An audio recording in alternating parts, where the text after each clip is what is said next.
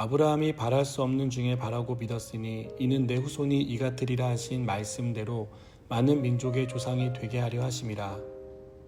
그가 100세나 되어 자기 몸이 죽은 것 같고 사라의 태가 죽은 것 같음을 알고도 믿음이 약하여지지 아니하고 믿음이 없어 하나님의 약속을 의심하지 않고 믿음으로 견고하여져서 하나님께 영광을 돌리며 약속하신 그것을 또한 능히 이루실 줄을 확신하였으니 그러므로 그것이 그에게 의로 여겨졌느니라.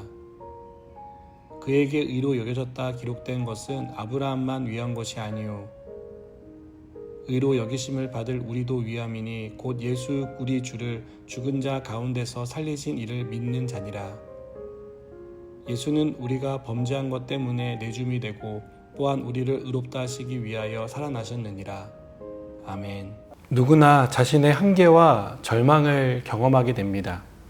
우리의 능력이나 지혜, 경험으로 해결할 수 없는 문제를 만나기 때문입니다. 믿음의 조상으로 불리는 아브라함도 자신의 한계와 절망적인 상황을 맞이했던 적이 있습니다. 그는 100세가 되어 자기 몸이 이미 죽은 것 같고 자신의 아내인 사라가 더 이상 자녀를 낳을 수 없는 상태라는 것을 알았습니다. 그러나 소망이 없는 현실 속에서 절망하기보다 소망을 품었습니다. 이 소망은 하나님을 믿는 믿음으로 말미암은 소망이었습니다. 아브라함의 믿음은 오늘 우리에게 주시는 하나님의 말씀이기도 합니다. 하나님은 우리가 절망할 수밖에 없는 현실 속에서 소망이 없는 사람이 아닌 믿음으로 소망을 품은 사람이 되기를 바라십니다. 믿음을 가지고 하나님을 소망하라는 것입니다. 믿음은 있는 그대로의 상황을 보면서 하나님의 하실 일을 기대하게 합니다. 우리가 직면한 상황은 온통 불가능을 말하지만 믿음은 불가능한 상황을 능히 바꾸시는 하나님을 보게 합니다. 아브라함은 하나님의 약속을 의심하지 않았습니다. 오히려 믿음이 견고하여져서 하나님을 바라보았습니다. 믿음의 핵심은 상황을 정확하게 해석하고 나머지를 기대하는 데 있지 않습니다. 하나님을 신뢰하는 것입니다. 하나님은 약속하신 것을 능히 이루실 수 있다고 믿는 것입니다. 믿음은 내가 아닌 하나님이 하신다는 사실을 믿는 데서 시작됩니다. 나를 믿는 사람은 자신이 가진 한계에 봉착할 수밖에 없습니다. 아브라함이 100세가 되었을 때에도 하나님의 약속을 믿고 신뢰할 수 있었던 것은 자신을 믿지 않고 하나님을 믿었기 때문입니다.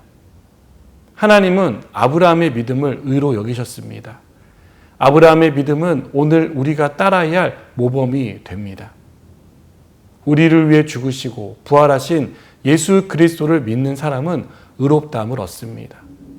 구원은 우리의 행위나 노력이 아닌 예수님을 믿는 믿음으로 얻기 때문입니다.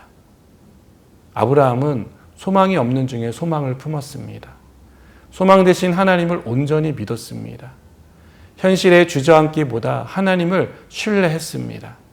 오늘 우리의 삶에 소망이 없어 보이는 상황이 있습니까? 아무리 생각을 하고 내가 애를 써도 한계만 명확해질 뿐 아무것도 할 수 없는 절망적인 상황이라고 생각되십니까? 우리는 소망 없는 상황에서 믿음으로 하나님을 바라보는 사람이 되어야 합니다. 우리 하나님께는 절망적인 상황을 바꿀 수 있는 능력이 있습니다. 구원을 위해 아무것도 할 수 없었던 우리를 그 절망적인 상황에서 예수 그리스도를 통해 구원하신 하나님의 능력을 믿으시기 바랍니다. 하나님은 우리를 구원하신 그 능력으로 소망 없는 우리의 인생 가운데 찾아오셔서 우리를 능히 구원해 주십니다. 기도하시겠습니다. 하나님, 우리를 건지시는 하나님, 우리를 소망으로 이끄신 하나님을 믿습니다. 이 믿음으로 하나님을 신뢰하며 살아가게 하여 주시옵소서. 예수님의 이름으로 기도드립니다. 아멘.